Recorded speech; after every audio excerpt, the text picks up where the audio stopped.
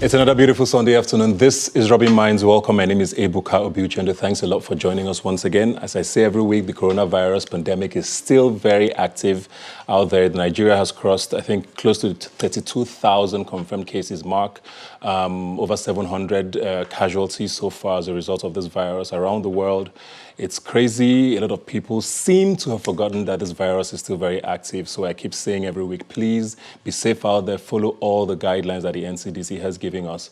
We need to be safe for ourselves, for our family, for our friends, so that we can beat this virus and make some progress going forward. We're going to be talking about a lot of things today on the show, starting off now with talk with the legal profession. There's a lot going on in that sector, especially leading up to what is seen as quite a titanic battle at the end of July. I have here with me Olumide Akpata, who's a lawyer. Thanks for being here today. Thank you, Ebuka. I hope you're keeping safe. How's the pandemic treating you and work this period? This is a major, it's a major issue. And I'm glad that you keep on reminding us that we must be careful. We must continue to be careful. For my firm, we're still essentially working from home, and we have all of those protocols in place, and hopefully we'll ride out this storm, hopefully. Yeah. I mean, most people didn't think it was going to go on this long, but hopefully people are starting to take it at some point as seriously as they should. But let's talk about the law now, and it's a profession that you know is very dear to my heart. I was called to the bar 15 years ago. But like many other people, a lot of us have left the profession, even if temporarily. One of the major reasons, at least for me, that I hear is remuneration. While in law school even, when I heard about what lawyers earned, a lot of us were like, is this really what this is about after spending 6-7 years, plus minus, as to strike in university? Is that what it is for us? What is going on with lawyers' fees? Why are we still having this conversation decades into the NBA being such a formidable force? I can tell you what the immediate causes are, which is I don't think that as a body, as a profession, we have sat down to actually articulate strategies and measures that can help us protect our turf, help us earn more as law firms, and help us ensure that lawyers, wherever they may be employed, whether at law firms or in corporate organizations or in government service, get paid properly. I can tell you that I will place the blame squarely at the doorstep of those who are in charge of the profession, because these things don't happen by accident. You have to be deliberate about it. You have to negotiate carefully the kind of terms that you want for your profession or for the association. So I think that a lot more needs to be done, because you are right. In terms of remuneration, lawyers are really badly and poorly paid around the country. And then in terms of earning capacity, because there are two different things. There's the remuneration of lawyers, then the earning capacity of the law firms. The Nigerian law firms are not earning as much as they ought to be earning, considering that they're operating in the largest economy in Africa.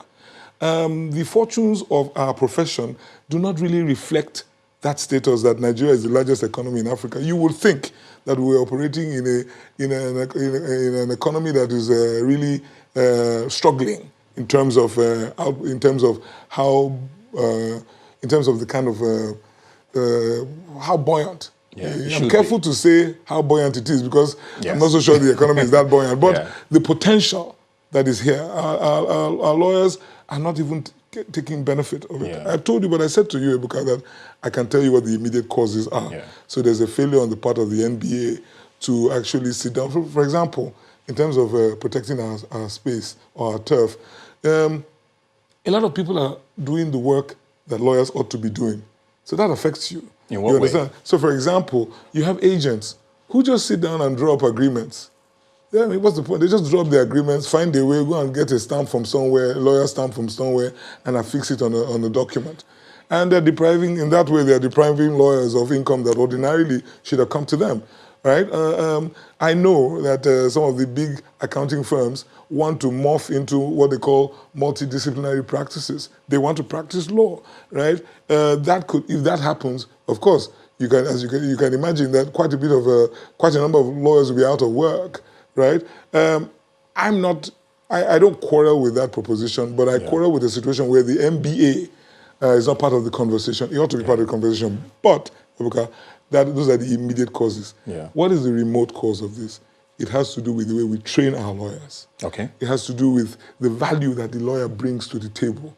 You know, so if we have a system of legal education where I think we train our lawyers to focus essentially in one direction. Which is? Dispute resolution. Okay. You understand what I mean? Dispute resolution, very, very minimal corporate law content as far as I'm concerned. And so they come out of law school, 7,000 plus of them come out of law school every year, essentially offering the same type of service. So, and I was telling another colleague of yours recently that it's simple economics. If there are 7,000 lawyers available to offer the same type of service, only one thing will be affected: their price. Yeah. You know, so that is why they will earn 20,000 or 15,000 or whatever. A lot of the questions would be the how we get around fixing this, because I mean I saw a proposition sometime on social media. I didn't think it was practical about putting a minimum wage for law firms to pay lawyers and stuff like that. Are things like that practical? And what are we looking at to start fixing this? You're correct. There are difficulties associated with that because the issue of what you pay an individual is essentially a matter of contract.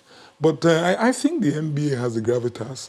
MBA has the influence to at least interfere or intervene in that space. It may not be minimum wage. It may be, what is a living wage, right? And then prescribe that living wage to those who employ lawyers and devise means of ensuring that they comply. You're right, it may be very difficult to legislate over this, but when you make it in such a way, you design it in such a way that non-compliance, right, would be inimical to those who are non-compliant, they would reconsider. So, for example, if MBA is able to negotiate with those who employ lawyers or those who retain the services of lawyers, and say, listen, there's a basic minimum that lawyers should earn. And when you big corporate are about to retain a law firm, make that part of the conditions precedent. Let them tell you what they pay their lawyers. And you tell them that, well, if you're not paying your lawyers in accordance with the standard, the minimum prescribed by the MBA, I'm sorry, I can't retain you. We see that happen with law firms in other jurisdictions where you say, oh, diversity is important to me as an employer or as a retainer of lawyers. If you don't show diversity in your workforce, I can't deal with you. There are lawyers in England, law firms in England at the moment. They put there at the bottom, amongst the other things that the other requirements. No, what they do, if you see they say we pay a living wage. Okay, it's part of, they advertise that as part of their street cred, that we pay a living wage, because it has now become the norm that even if we are not able to legislate living wage, we're able to say, encourage you. And how do you determine living wage? It's just by empirical study. And it can be the same. Living wage in Lagos cannot be the living wage in Damaturu. There's no doubt. So MBA should take that step so that you're a bit more scientific in the way you approach this issue. I want to talk about you now, because a lot of people, one thing I heard a lot when I left the law school, the Nigerian law school, was, oh, the easiest way to make money for yourself and earn a living wage or live a good life as a lawyer is to own your own law firm, which you have done successfully. You are a senior partner at Templars, I believe. What did you do? Because a lot of lawyers want to know. I mean, not everybody's going to own a law firm, but if someone decides to go down that path, what did you have to do to be so successful in a field that people see as very tough, in a market that's even very tough? Well, firstly, I didn't start out running my own law firm. Very key. So, firstly, I honed my skills. I honed my skills with one of the best litigators to have come out of this profession, the late Dr. Mudiaga OJ, Senior Advocate of Nigeria. I started at his firm, right, in Warri in Delta State.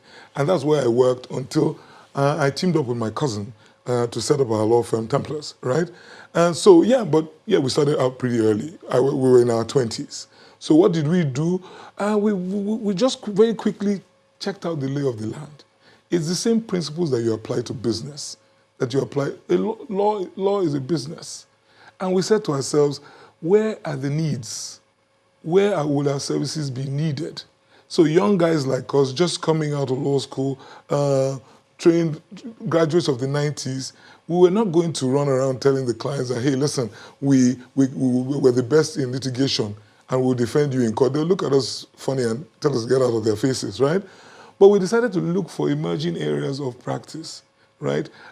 Firstly, we told ourselves that it cannot be instant gratification. So it wasn't a case of make a few bucks today and then blow everything you make.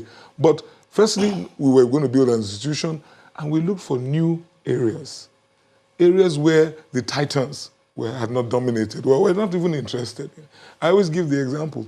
Today, my law firm, we play at the highest levels of electricity law in Nigeria.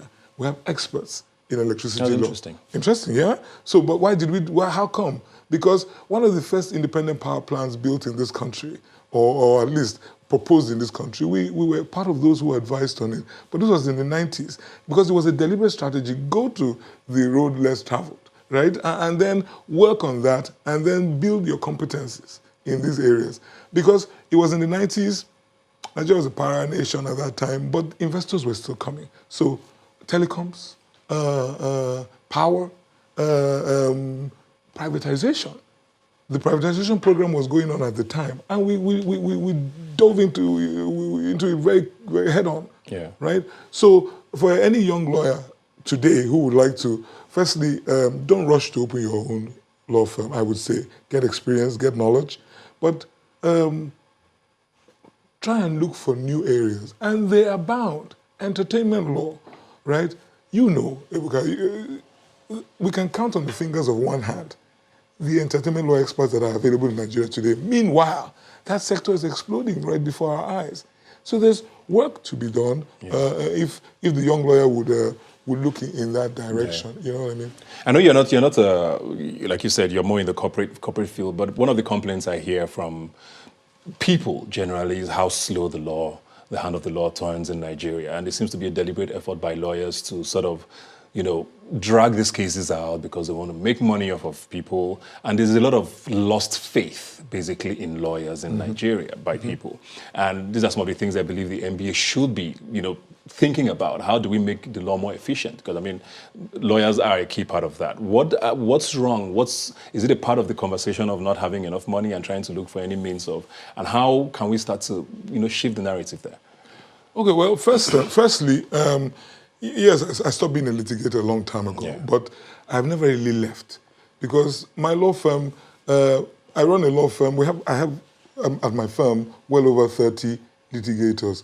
2 of my partners are senior advocates of Nigeria. So that reality is still my reality because in the course of running the firm, I understand the challenges. I have to understand the challenges that are in that space. Yeah. So what you find and why you find, let me tell you what I think the issue is. Again, it's just, it goes back to the way we're trained, right? So firstly, the court system is slow, really slow. So there's need for us to intervene in that space. NBA needs to work harder with the regulators, with those who run the system of administration of justice. Picking on the point you raised, which is that we lawyers seem to delight in the slow pace. But you know why? Because our business model, right? Because about 80% of us operate in that space. Our business model is to drag it out because you earn more, right, when the thing drags out. I mean, quite a number of people quarrel with me about this, but you see, our business model as lawyers, because of the way we are trained, is antithetical to the business model of the client. The client ought not to be in court. The mentality should be, my client should not get to court. But because the way we train our lawyers... So it still goes back to your point about training and because from the that is where we know how to make our money. Yeah. Okay, I want to come to another issue now, which it's been talked a lot on social media in the last couple of weeks about this sort of divide between senior advocates and lawyers. Almost like there's a disconnect, and it's come up a lot. What's going on? How do we fix that? Why does this disconnect seem to exist even if it doesn't? What's happening? Well, the disconnect, firstly, I will not tar everybody with the same brush. Yeah. So there are maybe 300, 400 senior advocates, right? So it's not everyone who is every one of them was disconnected, right? I just said to you, I have two partners who are senior advocates. I have loads of friends who are senior advocates, and they get it, right? So, but the issue is that over time, the senior advocates and even just the senior lawyers have been used to doing things in a certain way, and change is difficult. You know what I mean? Just changing things is difficult, and they have been at the helm of affairs of our profession. And I've just tried to demonstrate to you that quite a lot is wrong in the way we have been doing things, the way we've been training our lawyers, the way we have been intervening in the space in terms of how lawyers are remunerated, how the earning capacity of law firms. Quite a lot is wrong in the way we've been doing things. So sometimes criticism is taken, some people don't take criticism very well. And for me, it is not a blame game as such. It is just simply, can we go back to the drawing table and reapproach this problem in a different way? But some people take umbrage at that. Some people don't agree with that. First and foremost, they don't even contemplate a situation where anyone else can be driving, leading the charge. So it must be us. You know what I mean? Even if us haven't been able to fix it, you know what I mean? And so that's the problem. But like I said, I don't tie everybody with the same brush. I believe that, you know, reason will prevail. We will all sit around the table because it's our profession. And it's everybody's. It's our responsibility. Before we go now, I mean, as a lawyer, it's one profession that seems to be misunderstood a lot, you know, by Nigerians. There's the belief that the average lawyer is deceptive and is just always trying to get your money. As a lawyer, what do you stand for? What is it that you, when we see Olumide Akpata, what do you want to be seen as? I stand for the truth. I stand for fairness, right? I stand, you know, it really hurts when, and you are quite correct, that's the perception, you know, when people no longer respect or believe lawyers or believe the profession. With good reason sometimes. Oh, absolutely, absolutely. And it goes to the heart of discipline at the profession. Because no matter what, in every 12 there'll be a Judas, right? So there will always be the deviants. How do we discipline those deviants? How do we show society that we are not covering up for anybody? We're intolerant of bad behavior. So we have our legal practitioners disciplinary committee, but I don't think it moves quickly enough. I don't think it is resourced enough to show that, because we're a self-regulating organization. And so it is up to us to deal with those amongst us who give us a bad name.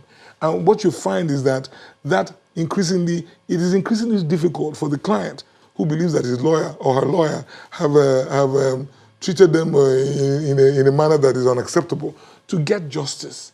You know what I mean? It is not as if the committee doesn't exist, but how easy is it for the average man on the street who believes that he's been hard done by in terms of in his relationship with his lawyer to get justice, as it were, because justice must be done and must be seen to be done, right? So discipline is important, right? There must be accountability.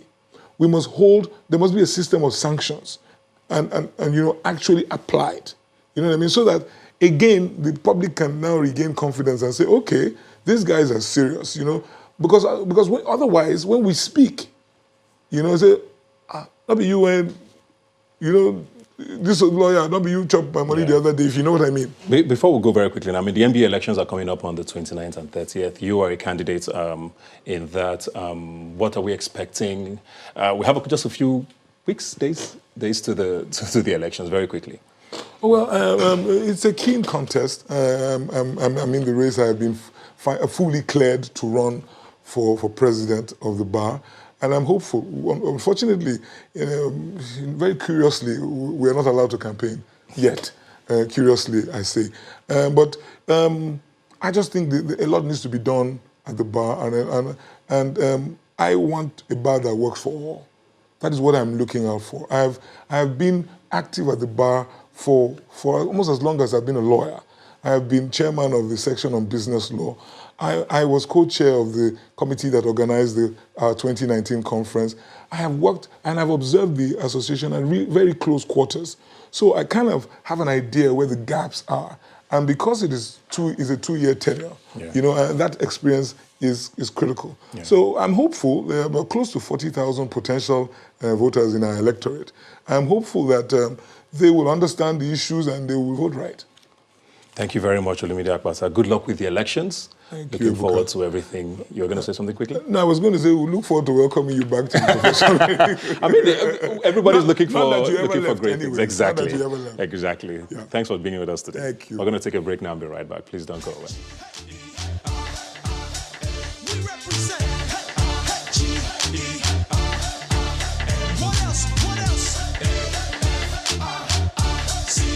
Corruption affects and limits every nation. In recent times, we've seen stories, figures that did not just get everyone talking on Twitter, but shook the core of the nation.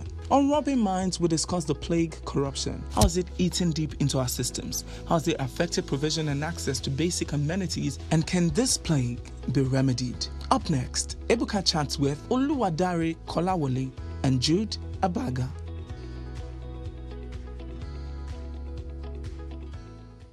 Welcome back. Yes, we're talking about the monster that we all know of, corruption, which continues to be inimical to our growth in Nigeria. And I have here with me Oluwadare Kolawole, Assistant Director, SERAP Nigeria. Thanks for being here today. Good afternoon. Straight off the bat, I mean, one of the main things that this government campaigned on was the fight against corruption. We still look at all of the Transparency International rankings. We seem to be crawling slowly, sometimes out of it, sometimes we're dropping. We're not sure what's happening. How would you rate the way things have been going so far? If you look at the first administration of Buhari, and that's a full one, and then we have more or less 1 quarter now. Yeah. It will be hard to make give a final judgment without putting it in context. But based on what we do at SERAP, I would score the government low, basically on transparency and accountability, which we believe, and it's a national standard of UNCAC, that's the United Nations Coalition Against Corruption, that without transparency and accountability in governance and even in the fight against corruption, then you cannot even assess it objectively, whether corruption, the battle is being won or not. Yeah. I'll put it in context. How much has been recovered from 1999 till date? How much has been recovered as stolen assets from 2015 till date? We don't have concise figures. So based on that, and based on what we do using the Freedom of Information Act to get information from government, I will score the government low. But we continue to see tons and tons of ex-politicians or ex-government office holders who get tried, who are on trial constantly. The quote-unquote Yahoo boys are paraded every other day. These are signs for a lot of people that the EFCC seems to be doing a lot. You don't think that reflects the kind of work that the government is doing? Not quite, not quite. And this is related to public services, in my own estimation, yes, which of course has more impact on the people. Now, if the NDS, that's National Bureau of Statistics, says that we have more than 80 million people living in poverty, it means whatever policies of government in fighting corruption in the public space, in the basic amenities, water, health, particularly in the context of COVID-19, impact more on the people. And so that is more impactful than what you've just mentioned about that the EFCC is doing now. I am not saying that corruption is not being fought on all sides, both on the supply and demand side. But looking at the impact of the people, particularly on the socioeconomic rights of Nigerians, it's low, very low. Transparency is something you mentioned there. And I mean, we have the Freedom of Information law, which Nigerians are privy to. I mean, you know that you can access this information. There's a lot of people who would argue that, okay, how much of this onus is on government when people can actually demand these things? That Nigerian citizens doing enough with regards to, holding government accountable when it comes to corruption? Yes. Citizens, to me, are doing more than government in demanding. But government had performed quite very low in responding. And that itself impacts on the perceptions of the people about corruption and the trust and confidence they have in government and in the law enforcement agencies that drive the fight against corruption. For instance, at SERAP, we use the Freedom of Information Act a lot. This year alone, we've sent over 200 Freedom of Information requests. And I can tell you, we've had less than 10 responses, and they're all in the negative. And more often than not, the responses are given on the pages of newspapers, whereas the Freedom of Information Act specifies 7 clear days for all public officers and institutions to respond.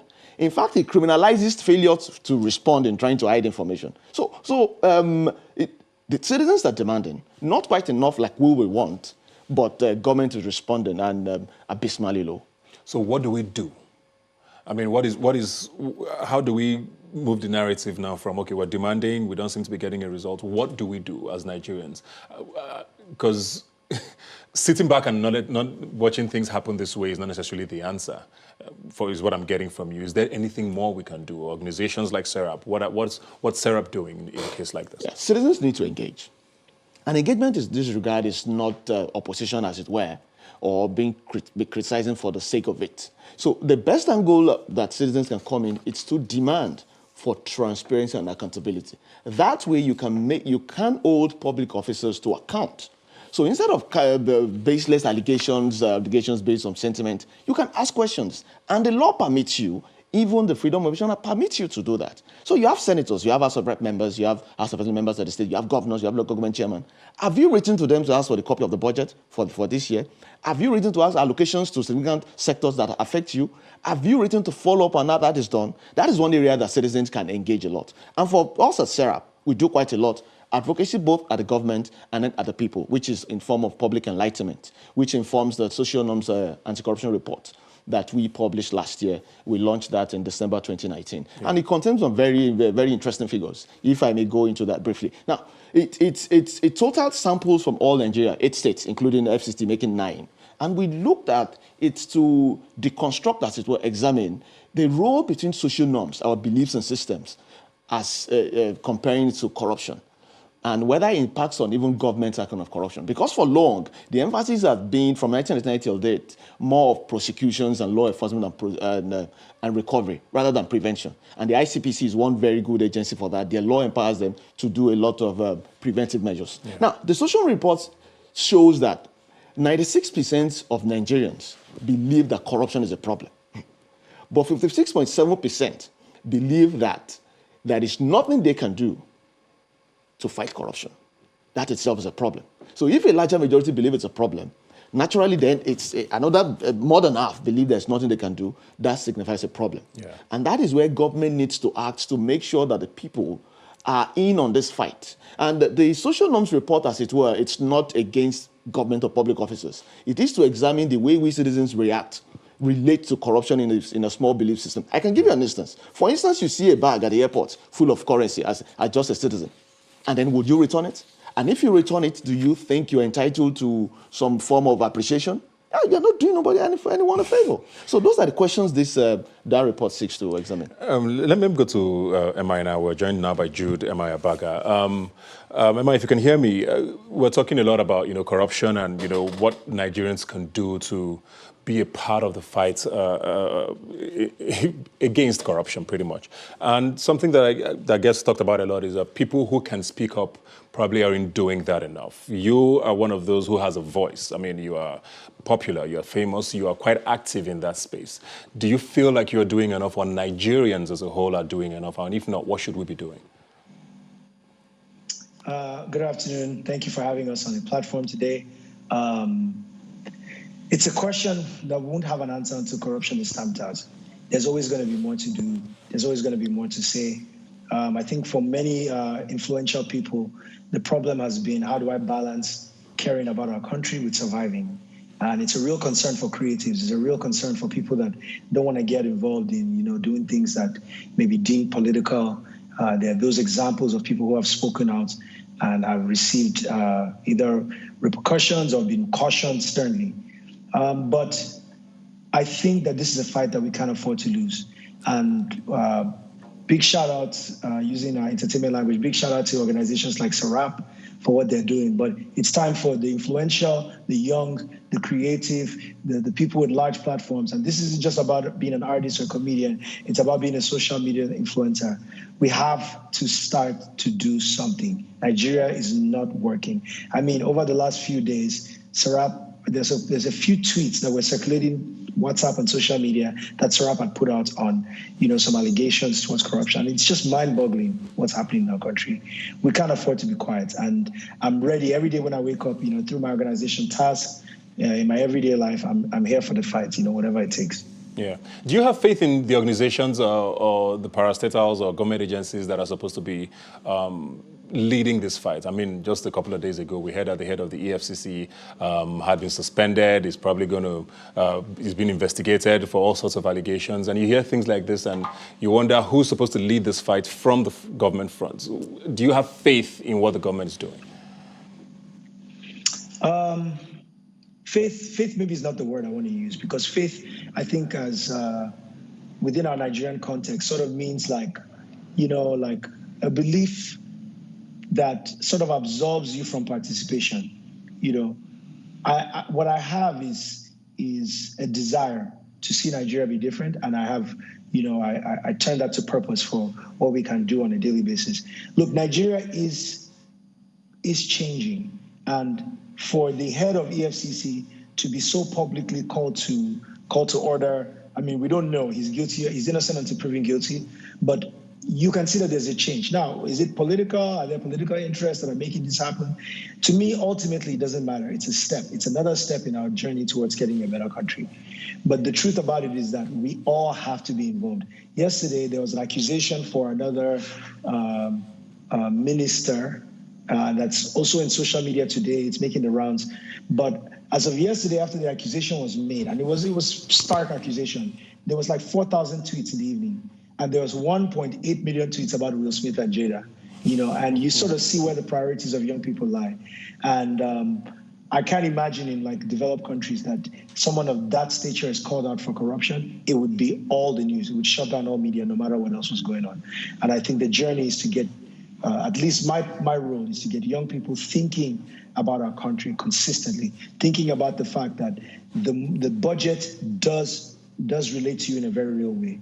And the minute it's passed, the minute the money starts to flow through, the system of government, you are the eye that will hold people accountable. You are the voice that will speak out and bring people to the book. And if you do nothing, and then impunity can continue.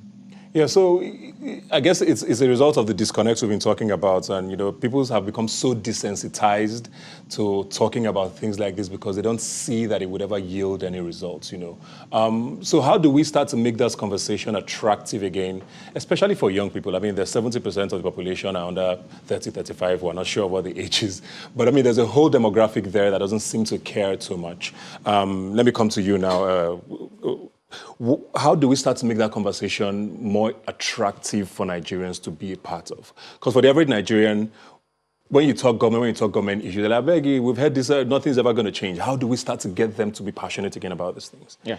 Apathy is quite bad for corruption and for every Nigerian. And I think advocacy is a good tool, which is what we do at SERAP. Civil society organizations, influential voices like MI need to speak out, and government needs to engage the people more. But of course, government doesn't have that moral authority to do that when in fact it's not transparent enough in what we do. So for instance, the report that we did, the social norms report, show that 38.1% of Nigerians get information about right and wrong from social media, and 33% get it from the larger internet. So collectively, together, that's almost 70%. Get the news about what is right and wrong. Socialization has changed, as it were, from social media.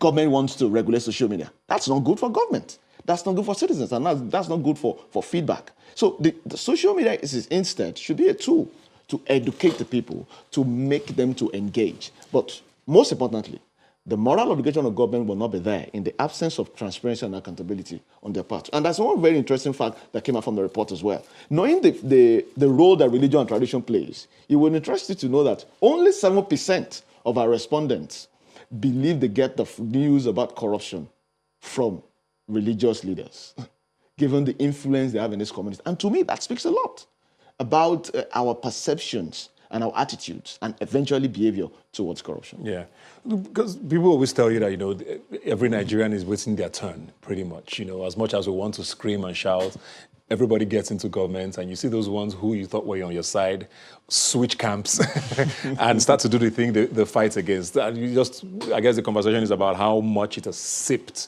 into our psyche, into our DNA, sadly. But with what SERAP does, do you have an idea of what the cost of corruption to Nigeria? It's huge. Yeah. It's huge. I can just give you one. Like what MI pointed out was we started tweeting excerpts from the Auditor General's report 2017, and over 300 billion naira is missing. That is not from From SERAP. when? That's the 2017 Auditor General's audit report. By Section 85 of the Constitution, the Auditor General is mandated to audit accounts of public officers and institutions. And he has come out with that report since 2017, detailing millions and millions of naira that cannot be accounted for by all these agencies of government. And I think Nigerians should look at that. Do you know what 300 billion naira can do in this COVID-19? Do you know how many salaries it can pay? Do you know the health benefits? Do you know hospitals? We're talking about... And the question now is, do we really need a loan in the first place? What about the health sector, the education sector? And of course, the mantra is always this, lack of funds. So what about this? And that is just one. That is just the report of 2017. We're not talking of the 2012, 2013, 2014. And even the National Assembly has made some recommendations in that regard as well. So the cost is huge. And the effect is just it's a glimpse, what we've seen with COVID-19. Even the slow reaction of government to react to it's part of the effect of corruption. Yeah. And that is why citizens must understand. It is not just about government. It's about the way it affects us. And that is why we need to engage. The average Nigerian hears figures like this, and sometimes even I get overwhelmed. Is it possible that the fight just seems so Herculean? You don't even know where to start with it. People are just like, how do we go about this? Even the legal system sometimes seems to be, how do you start fighting a fight that is this humongous? Frankly, I don't think it's hard. And we don't say war need not be won in a short term, 2 or 3 years or 4. But the good foundations need to be laid for stronger institutions, particularly in the anti-corruption agencies and the law enforcement agencies. And importantly, by laying good example by our political office holders. So you talk about mind-boggling figures. I mentioned 300 billion. What about the huge pensions paid to ex-governors who spend just 8 years maximum as governors, and they get pensions that a public officer for 30 years cannot earn? What about the security votes, which is not even statutory, and they get paid for it? So it's the way to engage in not to be depressed by the figures, as you mentioned, because it gets depressing, is to government needs to set the example by being transparent, being accountable for every kobo of public funds. And citizens need to engage. Again, it's not just criticism for the sake of criticism, but asking relevant questions and engaging in advocacy. SERAP is just one out of many society organizations doing good work. And everybody should be involved. Yes. What is this A Day for No Corruption about? Oh, yes, that's July 17th. It's part of the campaign that we're doing under this program, funded by DFID, that's a UK aid. It's an anti-corruption drive. It's called ACON, Anti-Corruption in Nigeria. We have a coalition of civil societies working in that regard. It's society, sanctions, and systems. So this is the society part of it. All Nigerians need to understand the role we play in corruption, from the least to the great. It's an attitude thing that we need to change. So the build-up to that day is to examine yourself, as it were. Yeah, you're not a governor, you're not a senator, you're not the president. To know the things you're doing, your thought process that contributes to corruption. Do you read about corruption? You read a tweet about corruption and like, the guy said no sharp. You say, no, me. Now, that thought in itself makes you corrupt. Albeit passively, because it means if you get there, you probably do worse or you're condoning it. So it's a such-like thing. It's the sociological approach to fighting corruption. And that is why we are building up to that July 17th. For all Nigerians to look at themselves and to decide that we are going to understand what we're doing, that is corrupt, and make pledges. Yeah. The pledge, the national pledge says, I pledge to Nigeria, my country, to be faithful, loyal, and honest. It's a pledge. So that's what the build-up to that day is about. Okay, July 17th, you say? Yes, July 17th. So everybody who tries to do... Anyway, let's not call any agencies' names here today. Finally, do you think this is a fight Nigeria can win? Of course, yeah. I'm most optimistic. I wouldn't be cynical, not be pessimistic. And in view of what we do, we have access to some of this information. That can be depressing, really. But the key is to be optimistic. And I'm not optimistic because I want to, it's because of things I've seen. There are a lot of honest Nigerians, both in private and public life. So it's something that can be done. Yeah. Bit by bit, I'm sure we'll get there. But as the way things stand now, are you hopeful? Yes, I'm still hopeful. And that's why citizens need to engage. We need to do more. At least we're seeing, and that's why social media is very good. These things are there in the public space. The fact that it's in public discourse alone, it's a step in the right direction. Thank you very much for all the good work you do, and please come back when we call you. Thank you very much, We're going to take a break now and be right back.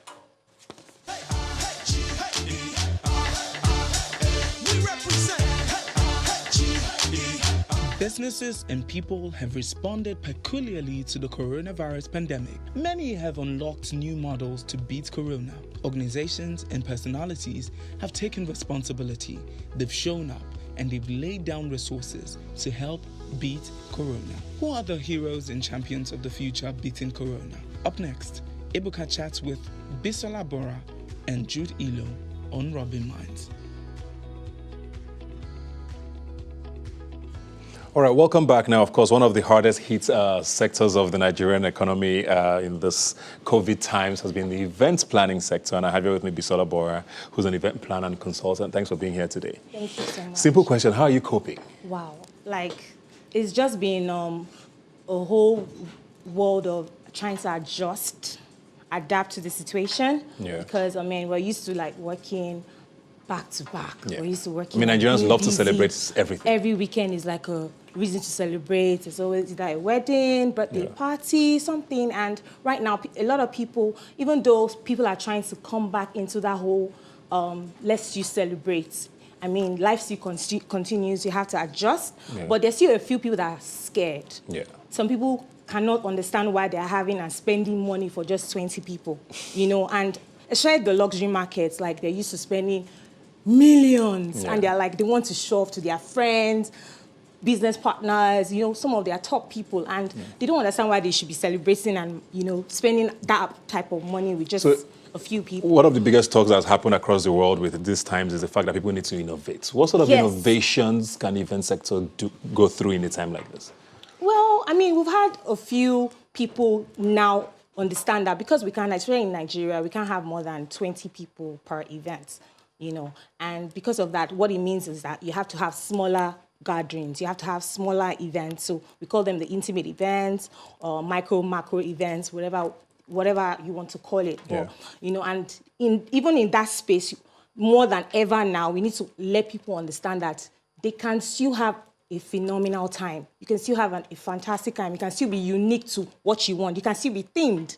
It can still be the standard, the quality. Just to shift the psyche of the customer. Yes, it can even be more detailed because now you can have that customized. More intimate and everything. Exactly. The only thing is that you can't have more than a certain number of people and maybe not even older people right now. So it's just adjusting and trying to adapt now, even knowing that, for example, in the wedding sector, you can't have that whole big celebration for now. So now most people are doing the courts, just going to court or just doing like the joining, going to church, do 1 or 2 quick ceremonies, then have a mini party afterwards, whether even in the church or just in their sitting room. And even now understanding that you can transform anywhere. It could be your backyard, it could be in your sitting room, it could be anywhere. So happiness still continues. Happiness is not cancelled. Yeah. You know. I mean, a lot of us would have been very excited to have to have weddings that, you know, were this small and themed. And you don't really need to even spend too much, which is the most important part. You're saving your money. Yes, I was telling someone the other day, whatever theme you want, it can still be achievable. Yeah. Let me go to Jude Ilo now, who's the country officer and head of Nigerian office of OSIWA. Jude, if you can hear me, I want to talk about NGOs now and how you think they fared, you know, in these times. Coronavirus, of course, nobody was ready for it, but there's a lot of people who look to NGOs and, you know, for sort of answers. Do you think they fared well in these times in Nigeria? Yeah, thank you, Ebuka, and good to join this program. I think yes, they've done a remarkable job. Reality is that. Sorry, I think we lost Jude there. We'll try and go back to Jude when we can. But I mean, we don't know how long this is going to last for, Bisola. Most people are trying to make do. Looking at the way the industry is working now, is there a way to live off of this way now? Like you said, people are used to grand things. Even for event planners, you bill the bigger the event, the more your price, of course. Now, these events are smaller. Do you think it's going to affect the industry in the long run? I think the way to go for everybody, even in the industry, is to try and focus and educate their clients to see the reason why they can still continue to have their parties now. Life must still continue. Do what you want to do because tomorrow is not even guaranteed. So you keep saying you want to postpone to when, you know, vaccines are out and everything. I mean, you don't really know what tomorrow will bring. So if you need to do anything right now, go ahead and do it. As long as you're working with professionals, people that understand your dream, what you want, it can still come out perfectly, even better. And for those that even choose to postpone, no problem. You postpone and you can still have whatever it is you want on a bigger scale. But right now, I don't like the whole mentality whereby people just feel like right now everything has to stop. Love is not cancelled. Happiness is not cancelled. Your dreams can still be valid now. Do what you need to do now. Just walk around the times. Exactly. So there's a hashtag that caught my attention, hashtag beating Corona hero, wow. which I find very inspiring. Do you have anyone who's done something impactful, maybe in your industry or in these times, who has stood out for you? My industry people have been phenomenal. I mean, shout out to Atinuda, Apwem. I mean, we had some big people that have always been like a support system. Family, planner community. I love them all. We support each other. We try and be there for each other when we have challenges. However, there are also some people like Larry Olushola. He's been amazing. Like I always go on his shows, live shows during the first 2 weeks when people were like, what's going on? Like, it just looked as if the world was going to end. He was one of the people that used to go on his stories, watch some of his live shows, and it was really impactful to me. Even Jumoke Adinowo, oh my God, I love her. She really like taught me the whole idea of, as long as you're doing your purpose, all you need to know is that your purpose means a thin line between understanding, doing what you love versus what you hate to see. That is your purpose. And as long as you're doing that purpose and you're doing it well and you're going into the marketplace, you will definitely succeed. So whether or not there's COVID-19 or not, as long as you're doing what you love and you're dedicated to it, you will succeed. I want to talk about post-COVID. Let's assume today we have a cure, we have a vaccine, and life sort of comes back to normal. But there are people who will still say that life can never be the same again. How do you think the event industry is going to move forward? I mean, there are people who are always going to be scared going forward. Do you think this is going to necessarily affect the industry even after this? No, it will not affect. Okay, so it's now we're in a season. Just like the way in the past when events industry started, people used to have celebrations in a different way. Last decade, celebrations were done in a different way. Now we're in the COVID season. So we must adapt. We have to adjust. We have to know that we can still continue doing our celebration. It might be obviously taking precautions, being safer, having safer measures, wearing your mask and all those things. But there are many ways people are making it look even trendy, nice. It's not looking as bad as when we first started and we were like, oh my God, what is this? Now people are understanding now, you know what? We have to continue doing what we have to do. So I think the message now is just to try and let people know that it's okay to move forward. I mean, it's starting off slow. It's not like unlike before when there's like back to back.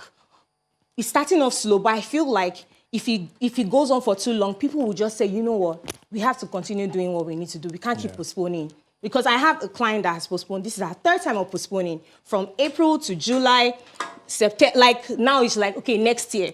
And I know that when it gets to next year, obviously, you can't just keep postponing. You have to face reality and say, okay, you know what? This is what we're ready to do and all that. So yeah, I feel like people would finally decide to just move forward with it and it will pick up over time.